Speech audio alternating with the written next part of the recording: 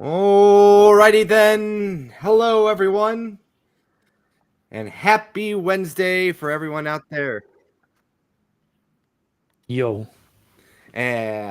Yes. Beautiful, beautiful day out there. That's a joke. Over here in Illinois, it's cold, dreary, and rainy, as I like to call it, good old Skyrim weather. But that doesn't mean that we can't have some fun learning about Mr. Yuji Naka. And joining me today is Mr. Lowest Expectations. How are you doing, buddy? I'm doing good. Just woke up. I'm ready to go.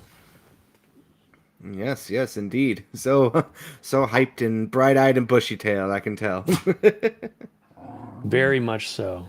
Yeah, but I'm thankful for you joining me. It feels like we haven't seen each other in like forever, right? You know.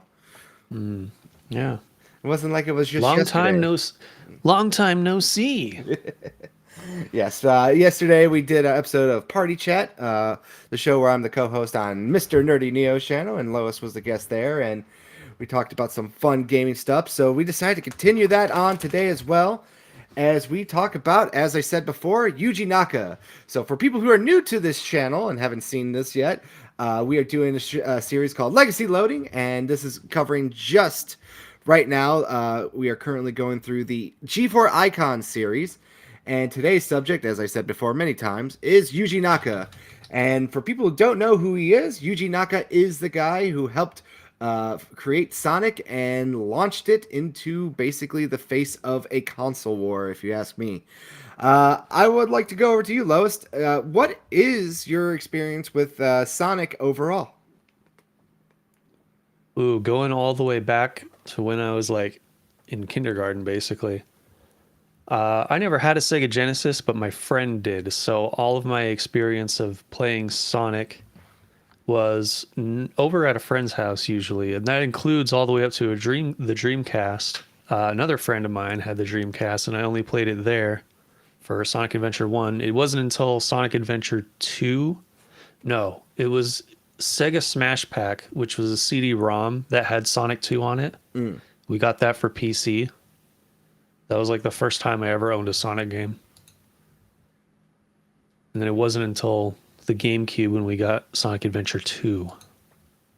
Yeah, I feel like that was my first real love of a Sonic game because I had a N64 growing up and a PlayStation.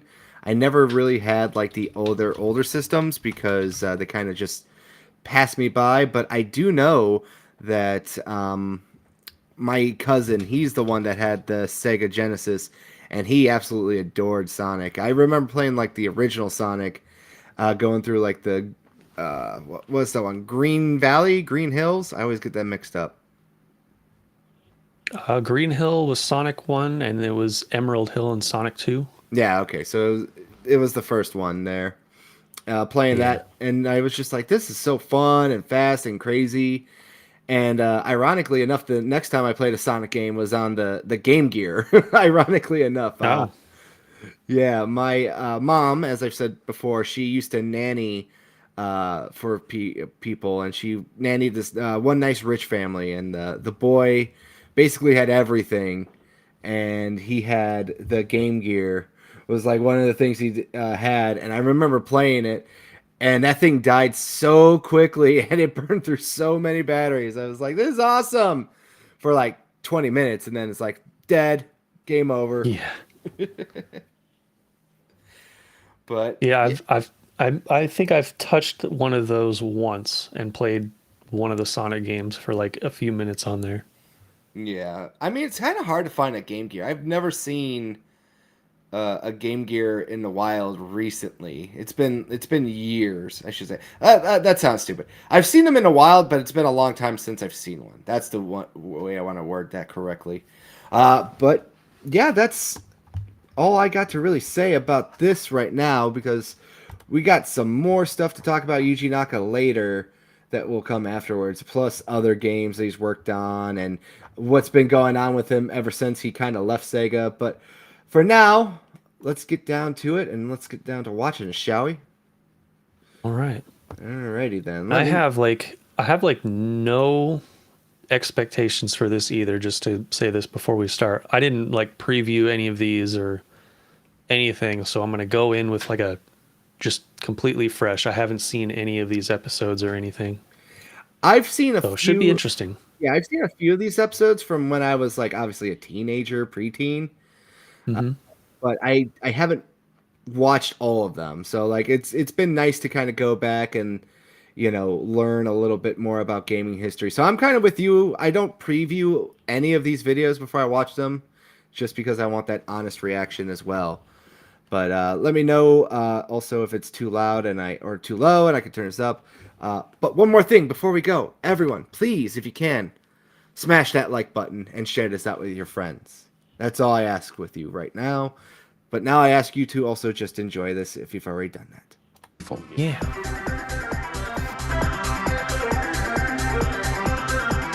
Blast processing. It was allegedly something that somehow made Sonic the Hedgehog go faster. Undoubtedly, I think Sonic was a system seller for Sega. As a mascot back then, it was just huge. And this hedgehog helped stir up some headlines. The comparisons began. It became Nintendo versus Sega, and the media wanted to compare them. The lack of long-term success of the Dreamcast was kind of a disappointment. In some ways, it was a self-fulfilling prophecy. Doesn't that guy look like Rick Moranis a little bit? Which one? Long-term success of the Dreamcast was kind of a disappointment. In some ways, This guy, does he kind of look like Rick Moranis? Maybe if he was a little chubbier. I was gonna say if he was a little bit more skinnier. Kind of just reminds me of that. Rick Moranis was Honey, I Shrunk the Kid. Spaceballs, right? Yeah, he was Lord Helmet. Yeah. Yeah, it kind of looks. It's been so long. it was a self-fulfilling prophecy. I think everyone was a bit shocked at first that Nintendo and Sega had finally joined forces, since they were mortal enemies for 10, 15 years. I'd like to change. I'd like to move forward. Meet the man behind Sonic, Yuji Naka. He has lots of childlike qualities, which I think translates into his games. He's got a lot of childlike qualities. That's a funny way to put it. True. But, dude, this is a really nice car. Damn. Looks like a car from a Sega game. Yeah. It does, actually. You're right.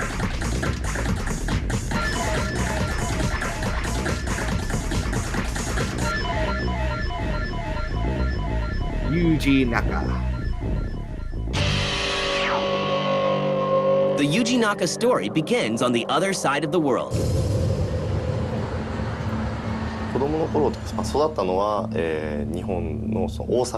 Well, when I was a child, I grew up in a place in Japan called Osaka up until I was 18. Oh, he's from Osaka. In terms of creativity, I like many things. I like cars, games, theme parks, everything. It's from all these things that I've been influenced. Cars, games, theme parks, and insider trading. The life of Yuji Naka. Yeah. Oh, that's funny. Oh, man. Well, I don't think I was too smart. I wasn't able to go to college. So after graduating from high school, I had to look for a job, and there were many candidates I targeted. They weren't looking for people, whereas Sega was.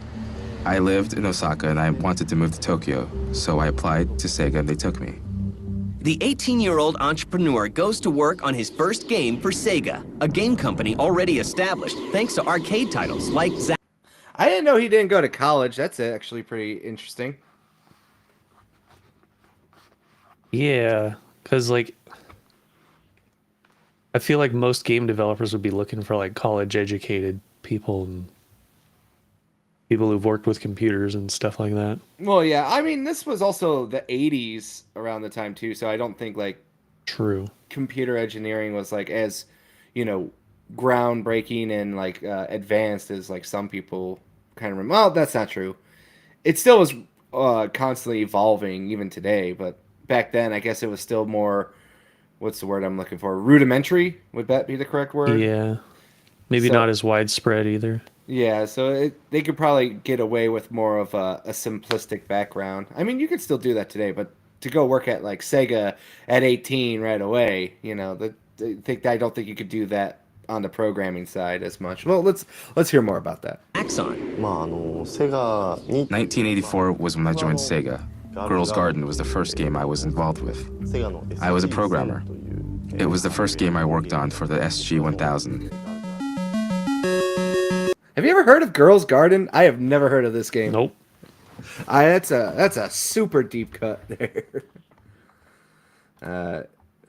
Angry Grenade says, well, nowadays they do. It's crazy how Wild West the game industry was back then. Yeah, that is true. But what is this Girls' Garden game? I gotta look this up real quick. Girls' Garden is an action game developed by Sega for the SG-1000, as he said, back in 1985.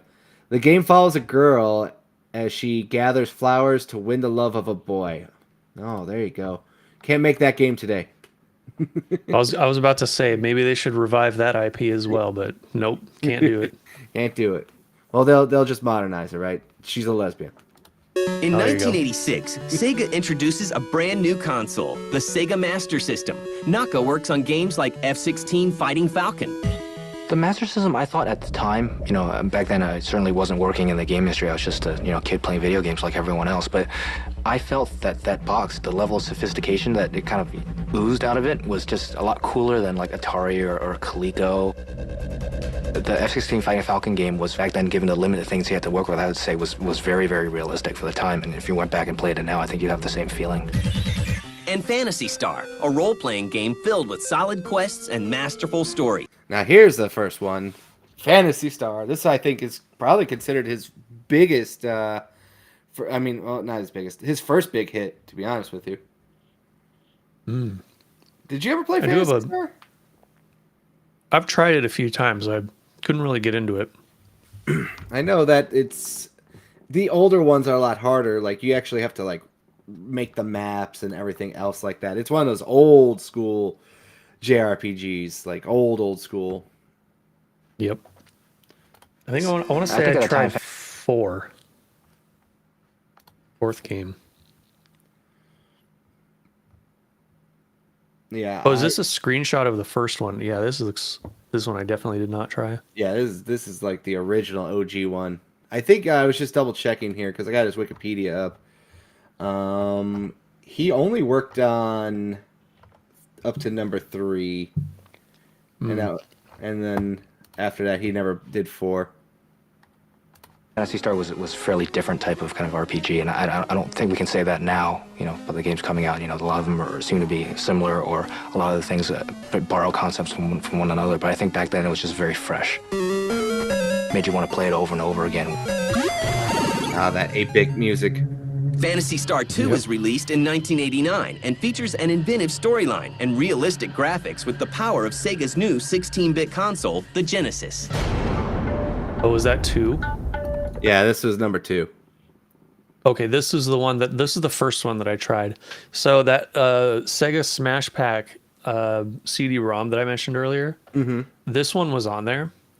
So there was 2 discs. There was Sega Smash Pack 1 and 2. This was on the first disc. For some reason, the first disc was completely broken. You could only play any of the games on there for up to like 15 minutes before it would crash and boot you back to the main menu. No kidding. Yeah, so the majority of the games on there were unplayable or unbeatable. Okay. Yeah. I hear this is like one of the more fan favorite ones. Like number 2 is really well received with the community. I actually have the trilogy because they later ported this also to Game Boy Advance as well.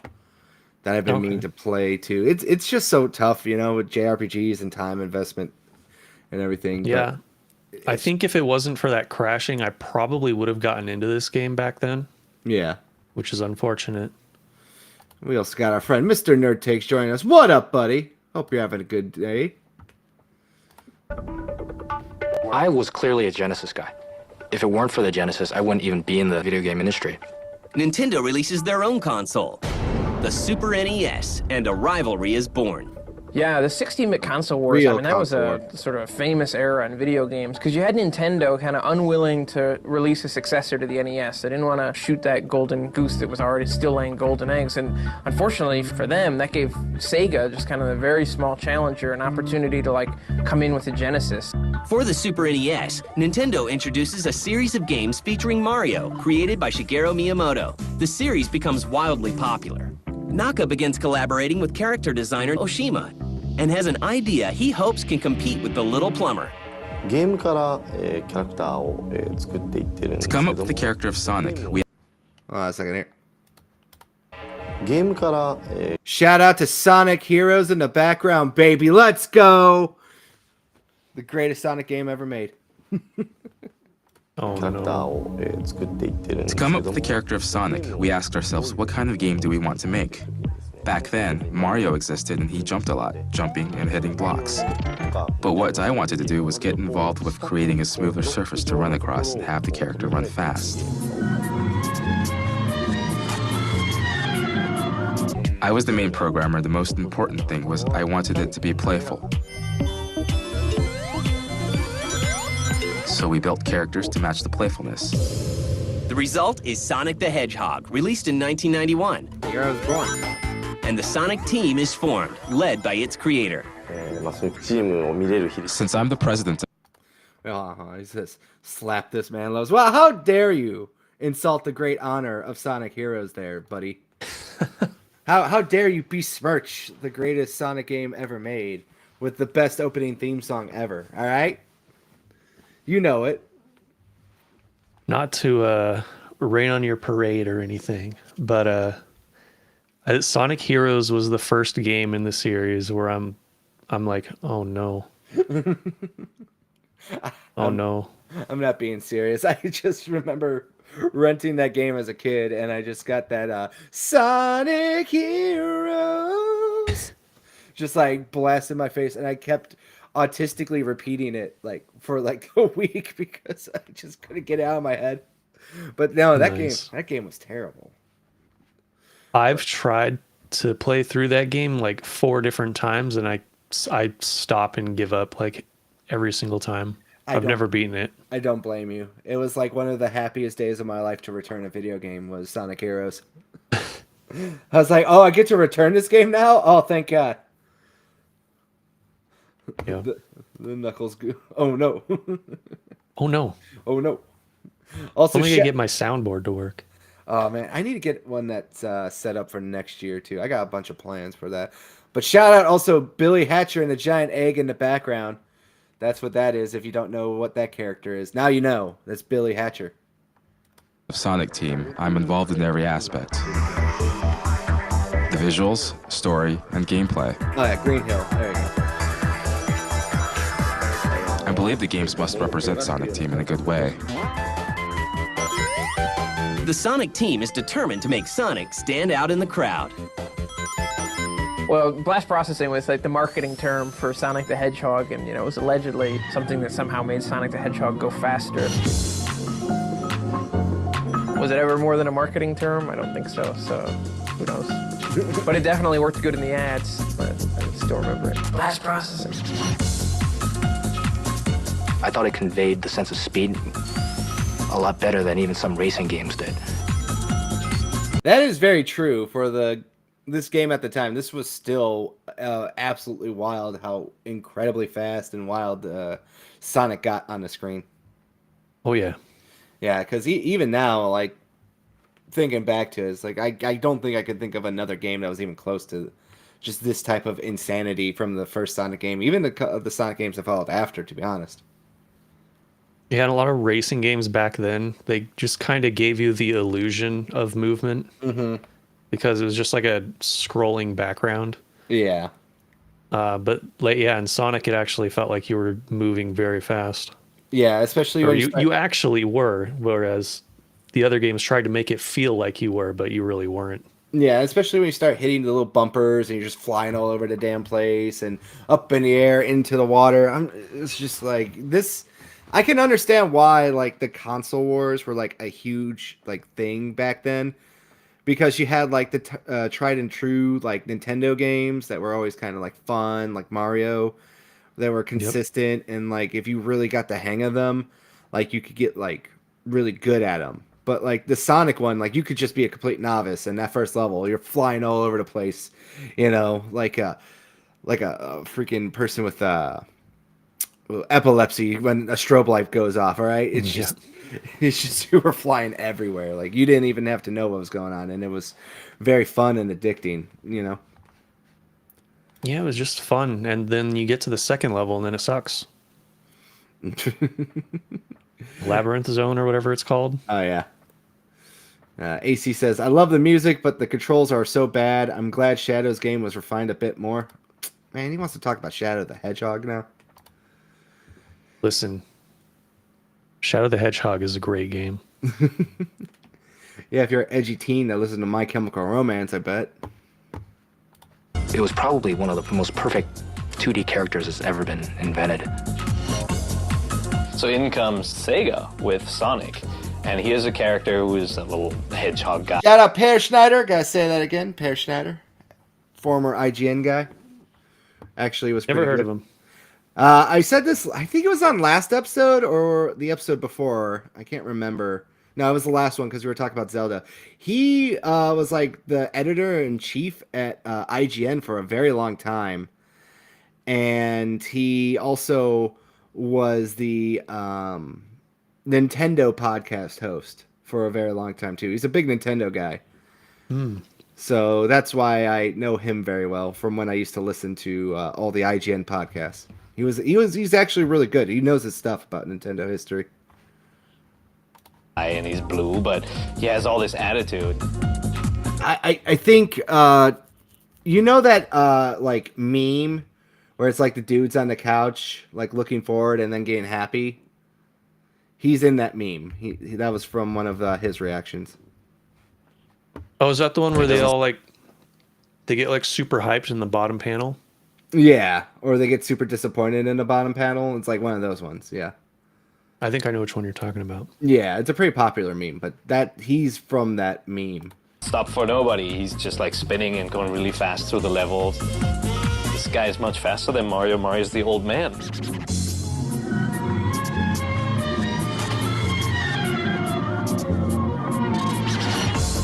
Undoubtedly, I think Sonic was a system seller for Sega. As a mascot back then, it was just huge. And it's This is a fucking nightmare photo right here. This is what you see in purgatory when you're dying. This is this image. just the beginning. Oh, hold on. You bastards. I think Sonic was a system I seller gotta for have Sega. like quick like reflexes for this. As a mascot back then, it was just huge. And it's just the beginning. Like this is hell. Oh my god. This is the image. This is every Sonic like meme that you can see right here in one photo. This is like it's funny because this is like super innocent back then. Yes, I But know. now this is a cursed image for real. This is a cursed image indeed. Oh my goodness. This is like what the photo they use in a presentation about autism. Yeah. It's like this is the first slide in a PowerPoint about autism. That's what this is. Does this image appeal to your child? Your child may have autism. I give this guy the most respect. He just put on blackface and then put on a Sonic wig right there. He's like, good enough, man. Blue face. Exactly. The guy on the left is wild. This guy right here. Yeah, this. I don't even know what the hell this is. This looks more like the 99 Nights guy. What's that guy called? Oh crap, I don't know. Oh, I don't know. Yeah. I know of the game, but I don't know the guy. Yeah. This is great. This is awesome. Someone needs to screenshot this and make a meme. There you go. Beginning.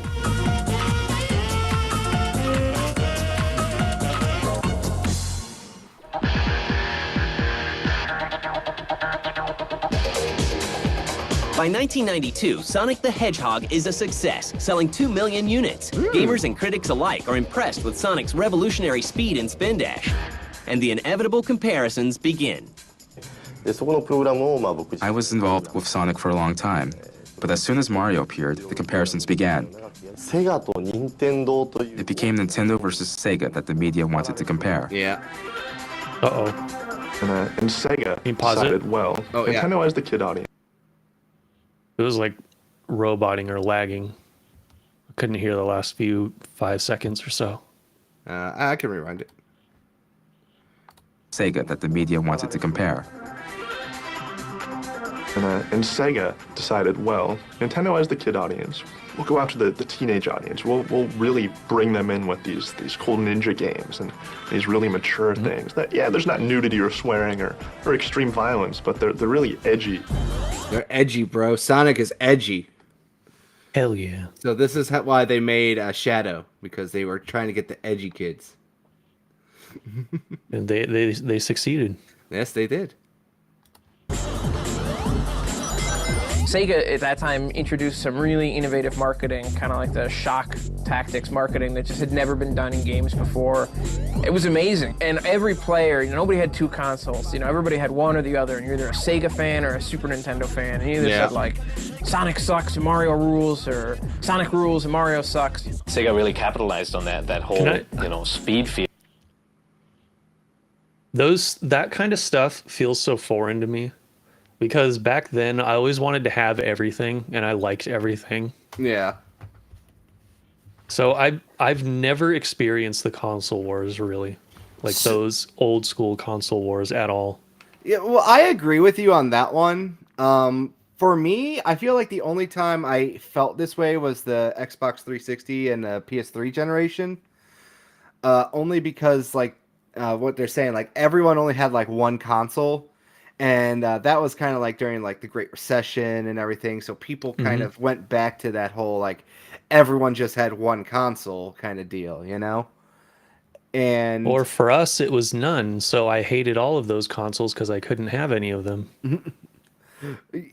Yeah, our financial situation went downhill quick around the time those came out. So couldn't get any of them. Yeah, I think the only reason I got mine was because we put it on layaway at good old Kmart. So my mom, she would go in every week and pay like a little bit of money down towards it for us. That's how I got my 360. But I never had a PlayStation 3 because the PlayStation 3 was like $600 or something, like some it was like $500 at the time or something, $400 or $500. It was $600. The first model was $600. All right, I thought I was misremembering that, but yeah, it was like $600, and that was like early 2000, like mid 2000s money, and that that was an insane price. Like PlayStation, they were basically saying like you're going to need a second job to afford the PlayStation 3, and then everyone was like, get fucked, because that's insane. And like basically it's kind of like the same thing with like the Super Nintendo and the Sega Genesis. During that time it was like almost unheard of just to buy like both consoles. It's just like you were lucky to get one, and then that's the one you kind of stuck with. And that's kind of like how I feel with the Xbox 360 and PlayStation 3 generation, was you were lucky to get one, and that's the one you kind of stuck with. Yep, for us it was Nintendo. We had Nintendo systems all the way up until the 6th gen. We got the original Xbox.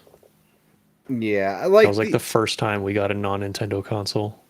Well, the Wii was also like a really amazing game too, or console back then too, because it was cheap, and it came packed in with a game and everything else like that too. Like it became like a giant, national sensation. It was on the news because it was like, oh, let's go to the elderly folks home and videotape these silent Jenners playing, Wii Sports and saying like, it's the best thing I've ever had in my life. Like that.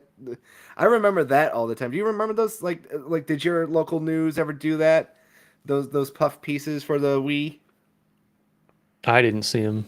Yeah, I just probably. I just remember over here, like the local Fox affiliate would have it, or WGN would be like the big carrier of that. My parents would always have it on in the morning before I go to school, and I just remember them.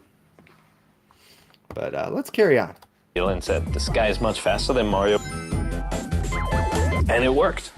In the US, the Genesis outsold the Super Nintendo, which was amazing, based on the success of games like Sonic. But Naka simply shrugs it off. The contents of the game and the direction, those were totally different.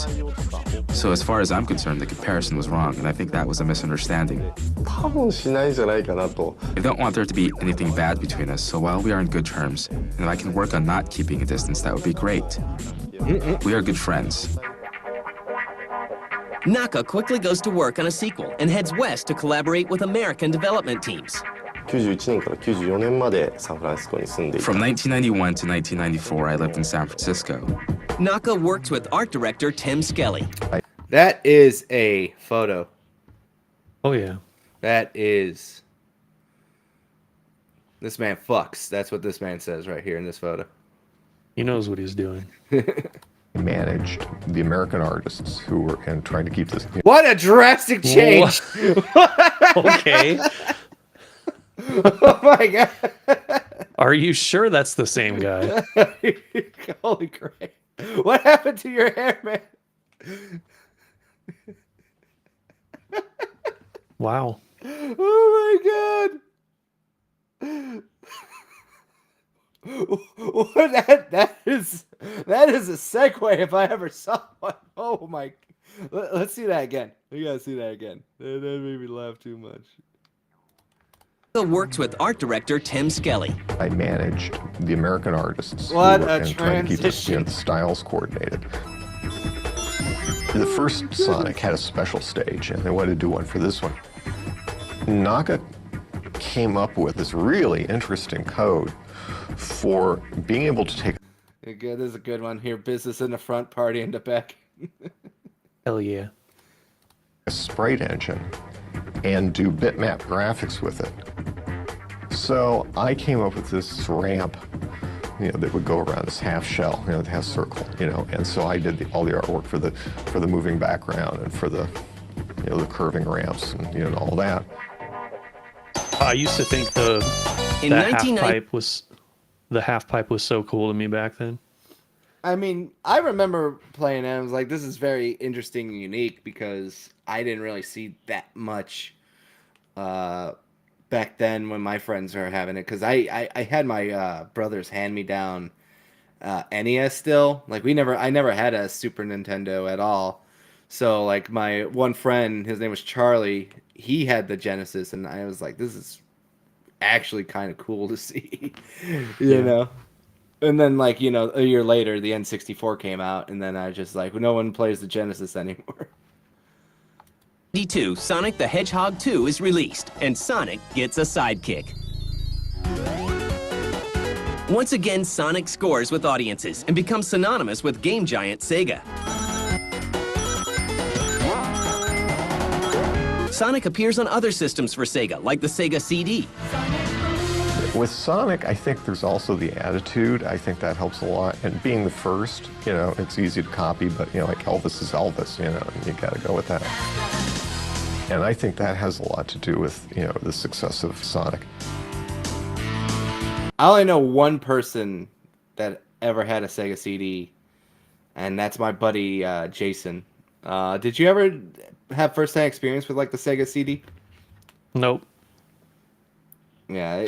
I haven't played this. I haven't played any of the games for it either, like on emulators or anything. I know that, what was I going to say here? Like, the Angry Video Game Nerd, he has a really good breakdown of it, of just, like, how Sega tried to keep the Genesis alive way longer than it should have been kept alive, because they were still selling really well in North America, but then it was just like right after the Genesis, they couldn't move on from it. Like that's when Sega started to really just go downhill real quickly. It's just a comedy of error after error after error. And they've been pretty careful about, protecting, the character. By 1994, Naka returns to Japan to work on more games, like Phantasy Star 4, End of the Millennium. Oh, he did work on Phantasy Star 4. And Sonic the Hedgehog 3 is released with a new character, Knuckles. Who's your favorite Sonic character? Since we got Shadow. Knuckles. Shadow? Yeah. Shadow is a consensus easy pick. It's hard to argue. I like Knuckles though. Knuckles is up like there. Interesting to me because they depending on who is in charge of Knuckles at the time, he's either really stoic or really retarded. There's like never anything in between,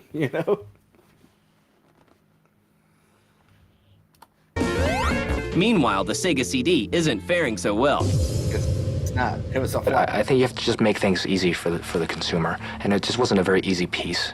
It was just not, I don't think, holistically thought out. Bottom line is it wasn't easy for the consumer. And hopes are high in 1995 when Sega introduces Sega the Saturn, Shachiro! its 32-bit console, to compete with the Nintendo 64 and Mario. Well, Nintendo had, Mario, this short, stubby plumber that, walked around at a brisk pace and jumped on Goombas and, flung turtle shells. And Sega had the differing opinion, like in Sonic's just zooming through levels. And as Sonic progressed, that's what he got more into, was just going through at lightning fast speeds. All these amazing looking levels that you didn't ever get to admire. You didn't ever get to take in the beauty of them. The speed was impressive. Even more impressive are other games Naka and Sonic Team create. Yeah. There you go. Nice. Like Knights in 1996. I know that Knights is a cult favorite amongst a lot of gamers and developers alike. Sega launches a reported $10 million campaign behind its 3D answer to Mario 64, although 10 million back in day was a very Holy hefty crap. chunk of change. Oh wow, this game probably cost like maybe $1 million to make. So they really went all out trying to promote this one. Yeah, that's crazy. There you got Mr. IJP Mexican checking in saying Marion. Knights gets great reviews. The buzz doesn't translate into sales.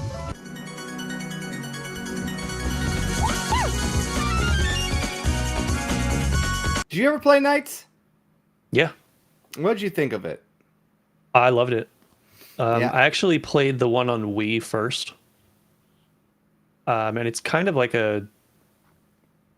I'd call it a straight upgrade of the original one, but I don't know if a lot of people would like hearing that. I mean, I haven't played this one. It's one of the games I want to add to my Saturn collection, but I can never find a good priced one in the wild. Like, I don't want to spend $100 on this game. I'm sorry. I just really don't. I ended up getting it on the PlayStation Network on PS3. Oh, I should check to see if it's still there. Yeah, it was. I want to say I got it back in like 2015. I mean, it should still be there because I know the PlayStation 3 store is still up, unless they took it offline, which it is possible. But I think it's on curious. Steam as well. I ended up getting it for free on Steam at one point, I think.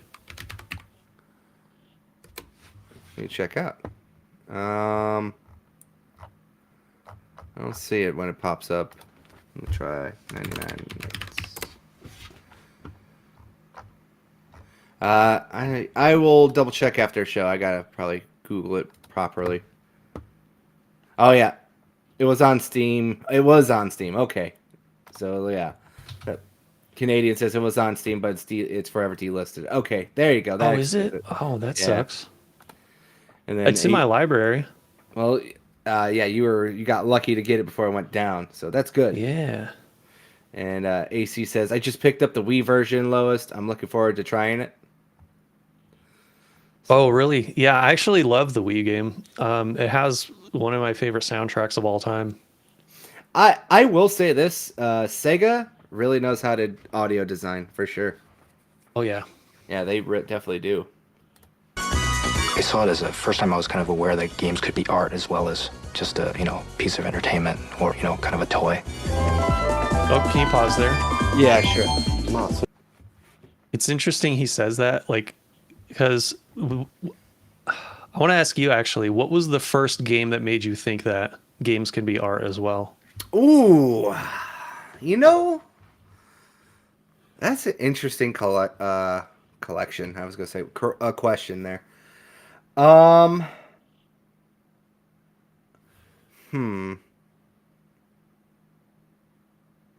feel like for me, the first time I really sat down and saw like a video game that could be considered like art wasn't until like the PS4, Xbox One generation, the most. Really?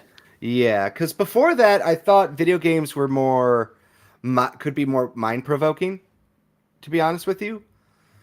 Okay. So, like for me, I guess you could say like that could be a form of art, But it's just like when I was growing up, I was playing like deep, complex like RPGs and stuff like that with like the big moral conundrum and questions. You know, with games like Knights of the Old Republic, Fable, Mass Effect later on, Dragon Age, like games that like forced me to like question my ideology, look at my sanity and like my way of thinking and stuff like that too.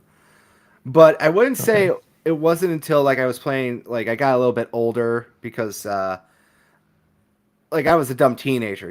Most of the games I was playing as a kid were Pokemon and Halo, and like we're just ripping through things. Like I always thought games could be beautiful. So like Gears of War and stuff like that like really blew my mind with just how amazing graphics had gotten. But it wasn't until I was playing games like Slay the Princess,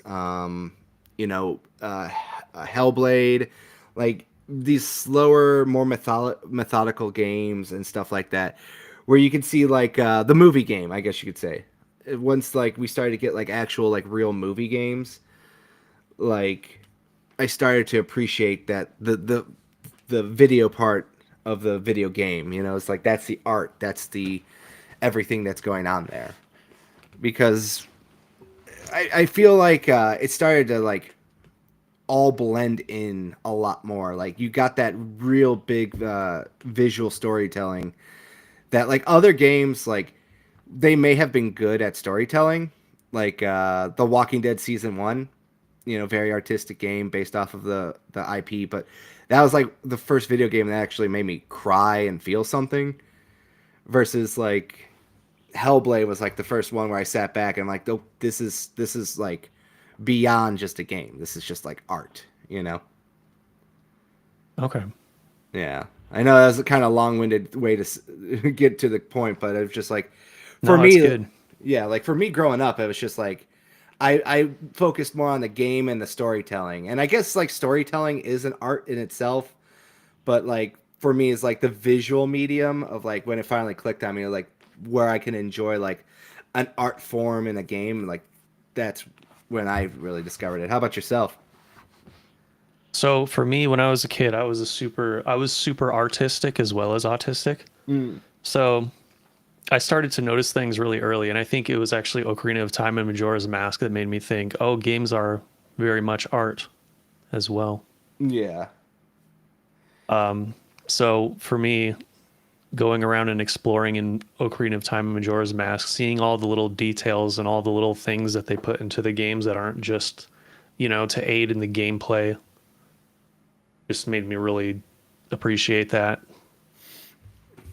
Yeah, I like I said, for me it's just when I was younger, like I did enjoy like the artwork and everything else like that, but it wasn't until I finally like reached a certain age when like I started to respect, like video games as the art medium that I kind of do now today.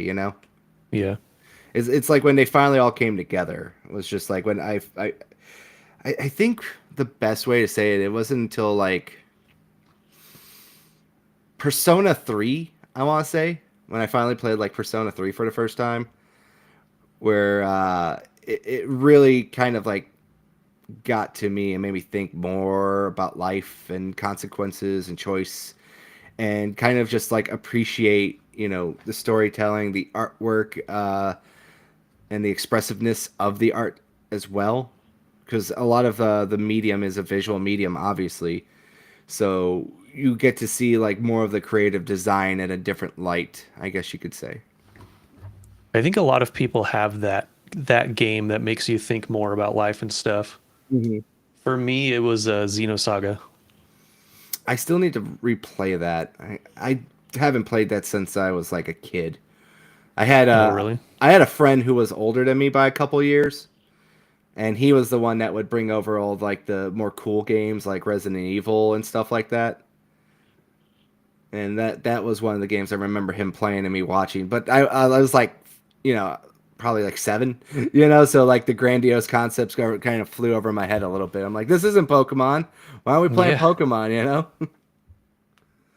So it is on my to-do list. I did pick up a copy of it recently, but I know you can play it on Vita if you still have it, a Vita. So Shout out Vita. Vita can play Xenosaga? Yeah, I want to say I'm 99% sure about that. If you buy it from the PlayStation 3 store, just double check. Oh, But if you buy it from the PlayStation 3 store or you buy it from the Vita store, I can't remember on the top of my head, you can re-download it onto your Vita as well. At least a few select times. okay. So, Did you play all 3 episodes? of Xenosaga? Xenosaga, yeah. Oh, sorry. I was thinking Xenogears. Oh, okay. I was thinking, oh, Yeah, that one I Xenogears. know is on PS3 No, yeah, that store. I got them confused. My bad. No, those aren't those 3 are not on PlayStation Store. Sorry. Okay. All right. Sorry. Xenogears, Zaga. I get them all confused all the time. I'm an idiot. Well, the thing that tipped me off to ask that was because you were referring to it as like a game when it's actually 3 games. I know. Xenosaga is hard to come by now, though. Especially, well, not the first 2 aren't. The third one is. I own all 3 of them, Oh, okay. so they are on the playthrough list. I try to rotate every year, kind of like, okay, let's go back and play like a small series that was on like an older console. Like this year was all Onimusha games, because Okay. they were doing the remake of the remaster of 2, and then the new one comes out next year. So I just basically, you could plow through all those games in like a day if you really try, because they're not that long. At least the first 2 aren't. But I'm on Dawn of Dreams right now, and that's the last one I need to play, and then I'm all set for next year. All right. Yeah, I don't know if you saw our top 5 villains that we did on Neo's channel. Was it what was Cosmos? No, Albedo from Xenosaga was my Okay. number 1. Yeah, I'm not too familiar with that one. I know it's like what's the main girl's name? Cosmos. Cosmos. And Albita is the black one with the Albedo is the white character. who's the one with the black armor? I forget her name. From Xenosaga? Yeah, Black armor. she's got blue hair and black armor. The only reason I know this is because they're in Project Cross Zone. Oh, that's Telos. All right, there you go. She's- That's. I think she has white hair. I thought it was blue, like a light blue, but yeah, I couldn't remember the other ones. I get those 2 obviously mixed up, but yeah, the only reason I know them is because they're in Project Cross Zone, so that's Right. I know them more from there than the actual game they're in.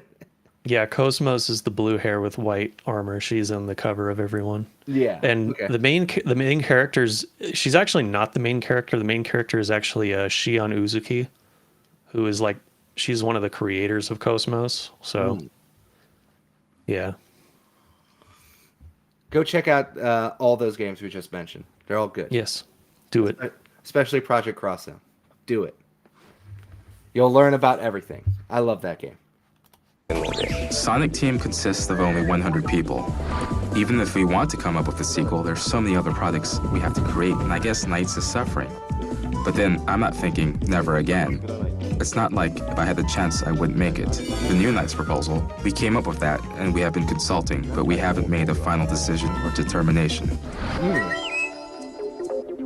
More Sonic games follow, and in 1998, Sonic Team tries something new with Burning Rangers, an elite search and rescue team. I did not know that this was Sonic Team that made this game. Have you ever heard of Burning Rangers?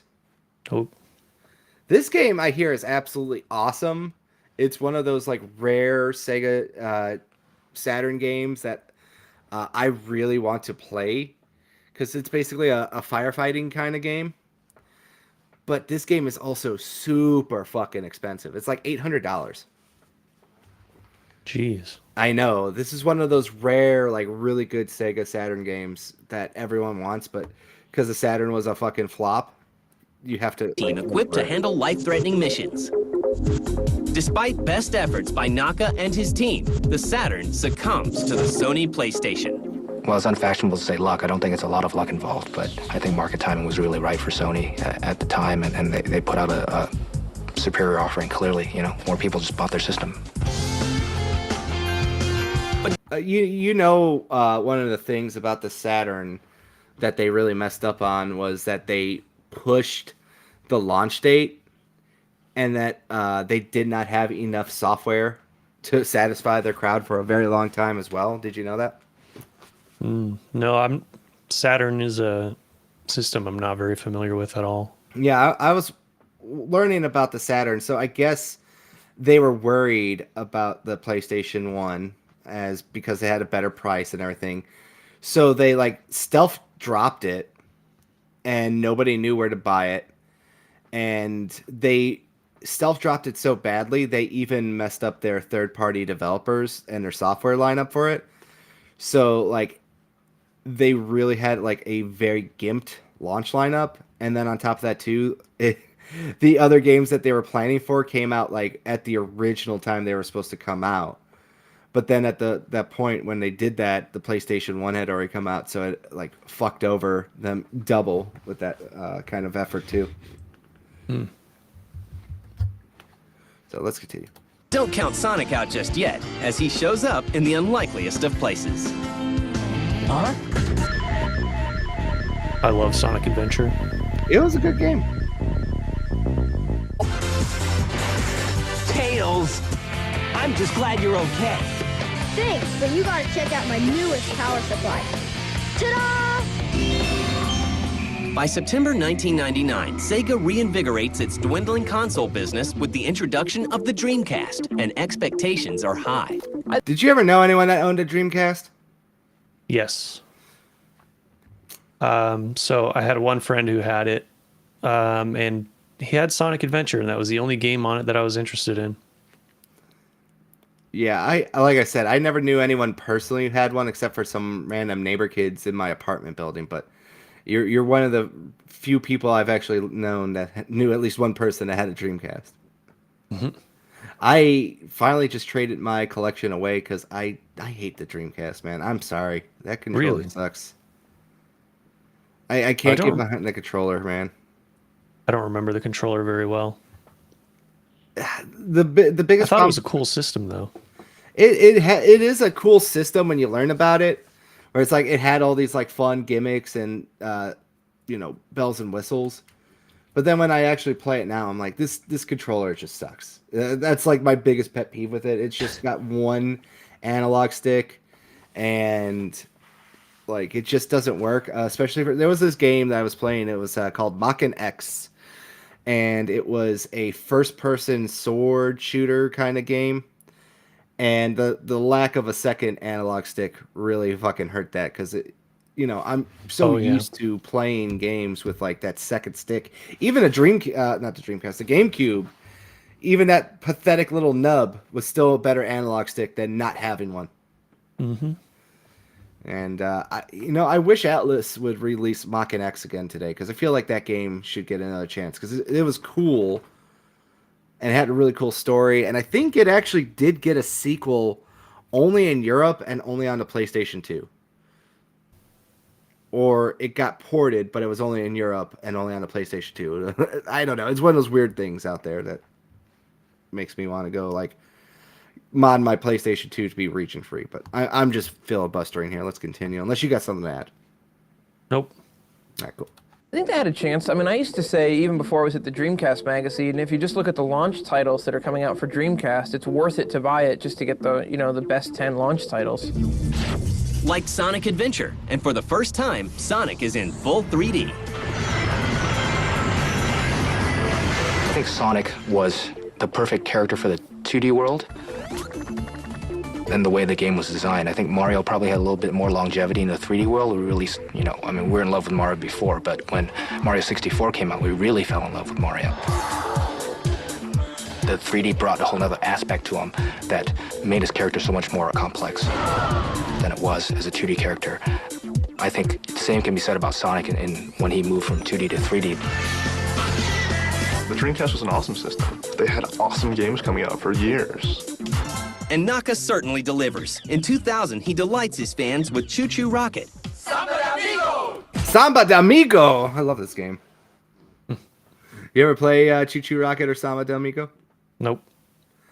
I know they got Wii. Wii port. Sonic does Adventure not is the include it. only game on Dreamcast that I ever played. I love that game, but I played it on the GameCube when it got the director's cut. Oh, okay. Yeah. Also, Skies of Arcadia. I played the GameCube version of that too. Yeah, and Evolved or Evolution. I forget Evolution. That's the one. I got to play those too. Those are my plans next year. To sit down or New Year's, probably New Year's week. I'll sit down and play that. I usually play a GameCube game every New Year's. And the maraca shaking Samba de Amigo.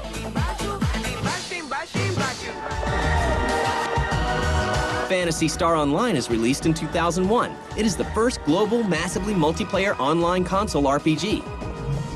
People still kind of keep that alive too. That's the funny part about it. Like people really loved Phantasy Star Online. Really?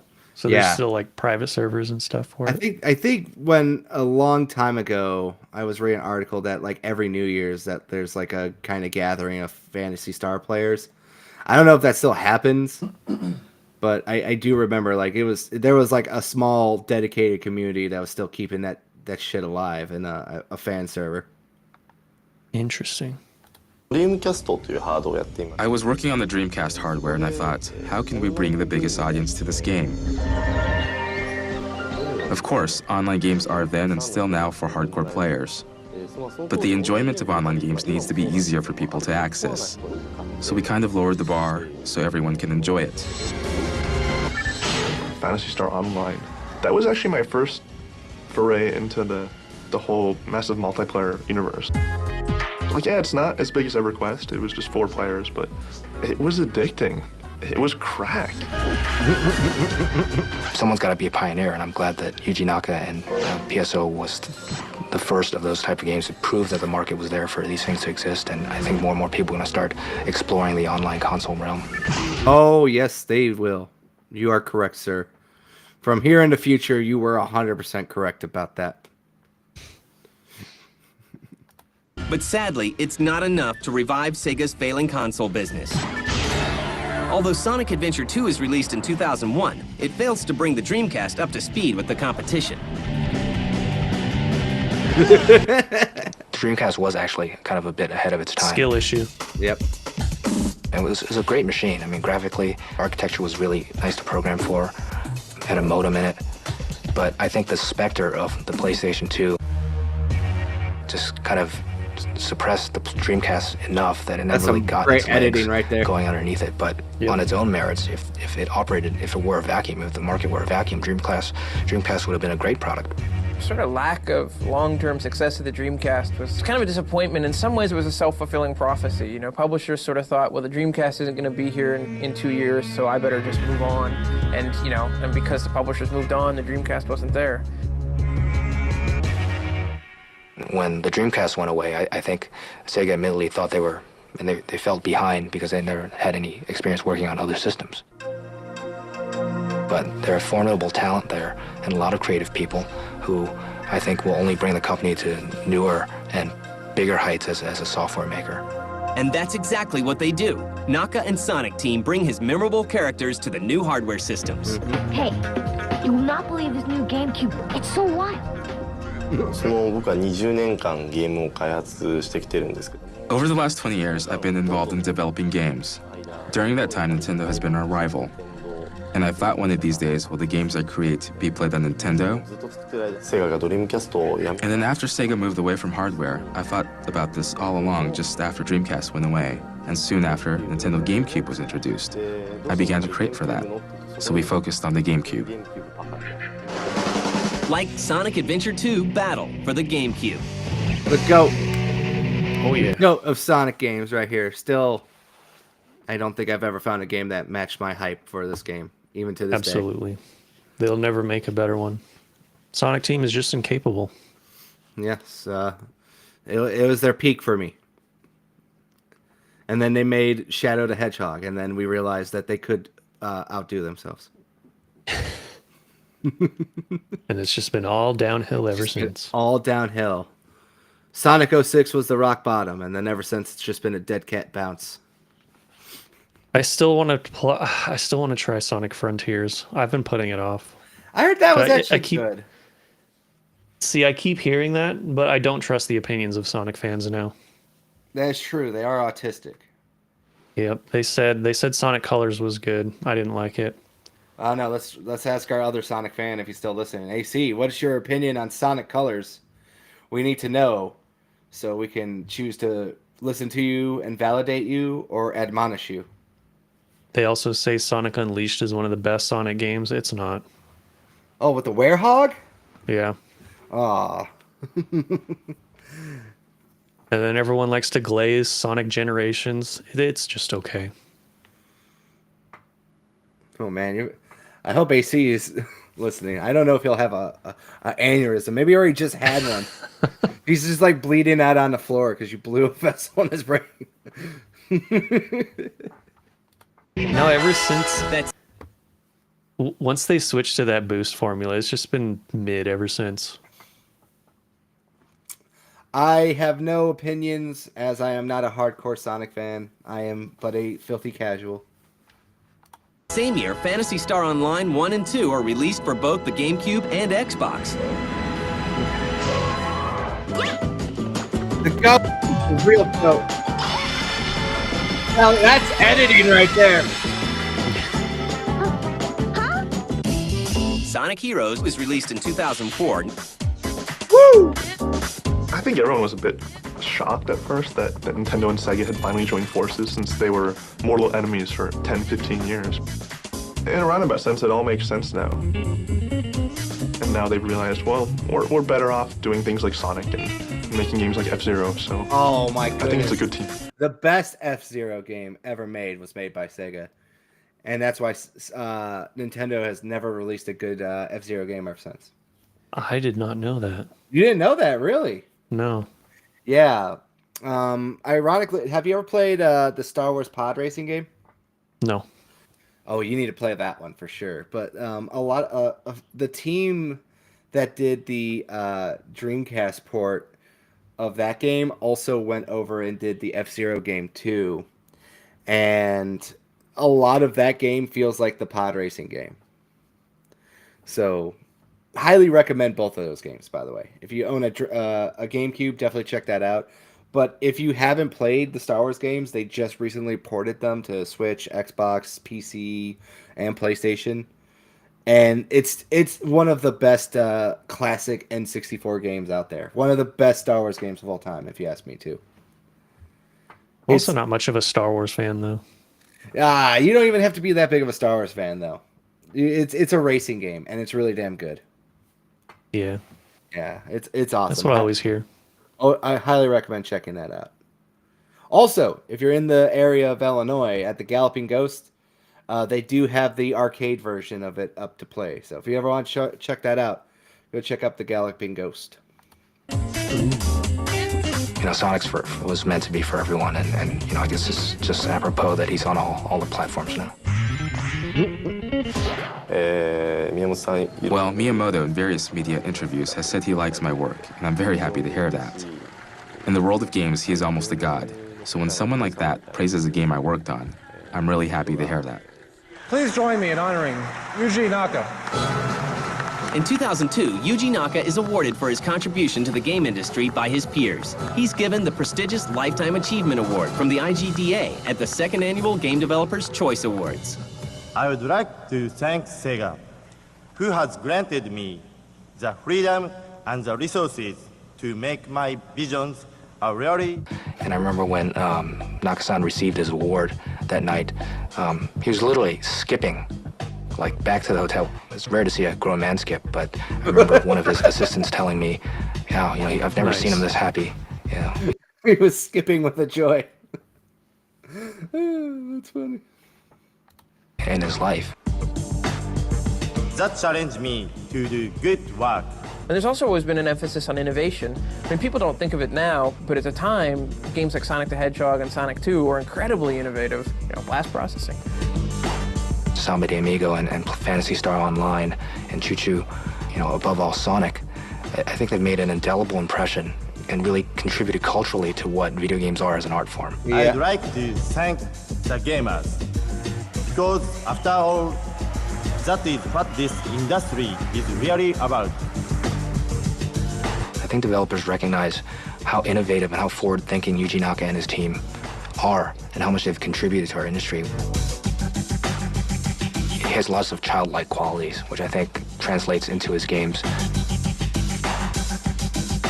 Like any great creator, he's always looking about the next place he can bring his art and raise his game.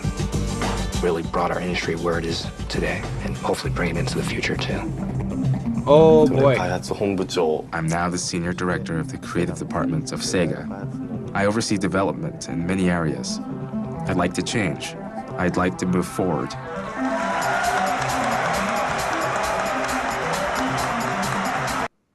All right, and that is the episode for today. Yuji Naka. That's kind of an abrupt ending there, but yeah, that one I think the guy didn't have it formatted properly for that episode. Some of them are better formatted, some of them are not. That was probably one of them that was quickly formatted wrongly. But yeah, Yuji Naka. Go over a few other games that Yuji Naka worked on. Yuji Naka also worked on Sakura Wars, So Long My Love, for the Nintendo Wii and the PS2.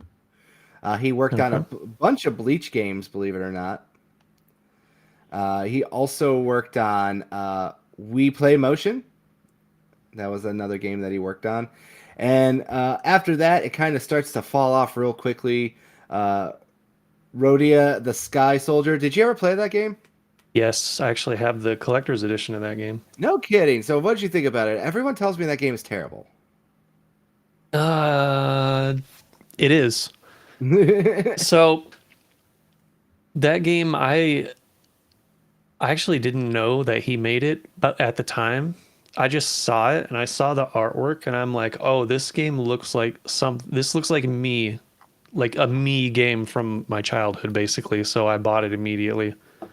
And when you got I think it was just the collector's edition, or it might have been every edition of the game. It was on the Wii U, but it also came with a Wii version. Yeah, I do know that, yeah. Yeah, the Wii version was what it was originally designed for. So the Wii U version was very, very different and much, much worse. So if you ever decide to play that game, make sure it has the Wii version, because the Wii version is actually playable and actually kind of enjoyable. And I always like to describe it as, what if Sonic's homing attack was the entire game's mechanic? And that's basically how you fly, how you fight, how you do pretty much everything. Yeah, I've heard that too. That only play the Wii version. Didn't he also get a 3DS port too eventually? Might as well not exist. I'm gonna tell you right now. Yeah, it did come to Nintendo 3DS. Yeah. Wow. I wonder how much of a piece of ass that is, and not in a good way. Probably even worse than the Wii U version. Yeah, and then of course we get down to the last thing that he's really known for, the smash hit game of 2021, Balan Wonderworld. Now, truly the important game of all time. His crowning achievement in gaming, if you ask me dearly. Sonic did not compete with this game. That game, I didn't play it. I bought it for like $10 to add to my collection. But the donkey video, oh my god! Did you ever watch the Donkey's video about that? Yeah, Donkey's video. That's like one of his best videos. It is one of the greatest videos of all time. I'm gonna link everyone into this right now. The Balan Wonderland donkey video, so you can all enjoy it at your own time. Balan, because it is by far a work of art. I would dare say probably makes you want to play the game, and then will make you regret falling for the happiness. But that game was so bad. It was. Ooh. I played the demo of it, and I'm like, wow, I cannot buy this. Even though like I had my eye on it, because like, oh, it's a Knight's spiritual successor or whatever. It was something. It was something spiritual successor. Saying it's a Knight's spiritual successor. Why was I struggling with that one? It's a hate crime if you ask me. But Yeah, probably. yeah, after that, Yuji Naka then found himself in hot water. Around July of 2023, Yuji Naka was actually indicted for insider trading, and luckily for him, he did not have to go to jail. But he did have to pay a massive fine of $1.2 million, and he was on probation, and I think he just recently got off probation. Let me just double check my source here. But yeah, he had to serve 2.5 year sentence of suspended probation. And I think by now, I think that's over with. If not, he was going to have to serve 30 months in prison, but I don't see an update that says that he violated his probation. So there you go. Not really necessarily the best way for Yuji Naka to kind of go out now with his last big story being that, but it could be worse. He could have been caught with other things, and I guess insider trading is not that bad, comparatively speaking, to some people who burned out in the game industry. But that was the story of Yuji Naka, the icon who made so many great things, basically kept Sega afloat for a long time before he eventually made some of the better games for the PlayStation 2, GameCube, and Xbox as well, with the lead design on many of those. Lois, do you have any closing thoughts that you'd like to add? Rest in peace, Knights. It's never coming back. That is all that I can think of right now. Indeed. So, well, one more thing. That is actually one of the main reasons I picked this one, because my whole avatar is based on two of his games, basically. Yeah, the Chows and the Knights. Yep, it had to be done.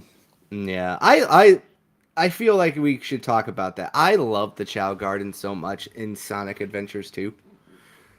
I spent hours upon hours just raising the Chows and making them like the perfect Chows. Like me and my buddy Bobby would go online and we'd find like guides to make like the perfect Chows back in the day to just win those stupid tournaments and stuff like that. Yep. Oh, and they were great. And the heaven and the hell kind of place where the good Chows go and the bad Chows go. Those were great too. Especially because like the evil Chow Garden was like a pool of blood and pumpkins and everything with a wolf howling in the background. I loved it. Even the Chow Garden was edgy. Yes, indeed. I don't know. It like I said, it was very fun and whimsical and crazy. And yeah, I do agree with you on that one. Did you ever 100% Sonic Adventure 2 getting all the emblems? All the emblems? I don't think so, no. Where you had to get A rank on every single mission? No, I definitely did not do that. Oh. Yeah, definitely did not. I think I got a lot of them, but once we got the third storyline where you had to fight the ultimate life form and stuff, I never even bothered to replay a lot of those. Yeah, it took me like over 100 hours to do it. Yeah, but no, that's a great game, and you know, I want to go back and play it. They did port it to PC and Xbox, but it just doesn't feel the same unless you're playing it on GameCube. You know, I just feel like that's the best way to play it. Even now, I'm like, I'd rather just play this on the GameCube. I think I played it a little bit on Dolphin with a Switch Pro controller. It's actually not bad. Yeah. I don't know. I'm just not a fan of emulation. I am a tactile guy. I gotta play it on original hardware, man. I just don't know what it is. It just feels so right on that GameCube controller, and it just never translates well to any other one to me. I mean, you could probably, because it's Dolphin, they like have native GameCube controller support, so you could probably just plug one in and feel exactly the same. Mm-hmm. But I guess I don't know. Maybe because it was. Maybe just playing on a CRT would still feel better anyway. Yeah. Well, I got one of those up-resers for my GameCube, so I feel like that's the way I play it. It smooths it out and it looks good with my 4K television now. Because I did Okay. all the Pokemon games on there, the Coliseum and Gale of Darkness. And it ran really well and looked really well on there. Still haven't played Gale of Darkness. I need to do that. A lot of people haven't, so don't worry. I did play Coliseum though. We owned that one. Yeah. Gale of Darkness is the harder one, I think, a lot because a lot of people didn't know it existed. It was probably short printed, and I know it's super expensive now, so it's understandable why a lot of people didn't play Gale of Darkness. But Mr. Lois, thank you for joining me today. I really appreciate it. Do you want to give yourself a plug, a shout out, and let the people know where they can find you next? Yeah, I stream on my channel every now and then. Usually I'm on the overnight schedule, so generally I've been streaming from 4:30 a.m. to noon when I get the chance on the weekends. I also do a video series called RNG, ironically. And that is called Random New Games, where I go over all the games that came out in the last month and pick out a top 10 and make a top 10 video out of them. So I do that once a month, and if you wanted to discover new stuff, then check it out. Yes. Please go check him out. Really cool guy, really chill dude. Really like his gaming taste. I'll link to his channels in the description of this video, so just click his name and I'll take it right to his channel. If you could do so, do that now. Thank you once again for coming on, Mr. Lois. It was really fun. Have to get you back on at a later date for something else, maybe. Yeah. I'm probably not going to be going on a whole lot of shows lately because this schedule has just been brutal. I had to because I had to wake myself up for this one and yesterday's, so I'm like, oh god. I feel like garbage right now, to be honest. Yeah, don't worry. We'll get you out of here and you can go relax after this. Yeah, I'll get used to it eventually, and then I'll probably start showing up some more. Indeed. As for myself, we'll be back on Friday with our weekly gaming updates as well. Got some things lined up, video game trailers. I got some really cool ones that I learned about today, especially for the month of December. I learned about a couple cool ones that are coming out soon, so got cool stories picked aside for that. Got my little stack of weekly collections right next to me too. And then that will do it for Friday. Saturday, we will be back as well for our mega episode dedicated to the Xbox 360 launch party, because it is the 20th anniversary of the Xbox 360. So I got the G4 launch broadcast for that, going over all video game reviews, and you get to see people from Attack of the Show and X-Play in their prime, and go down a trip down memory lane. Lots of guests lined up, rotating cast of characters, just talking about our favorite memories of when we first got our Xbox 360, our favorite games, so on and so forth for that. That will be Saturday at 7 p.m. Central.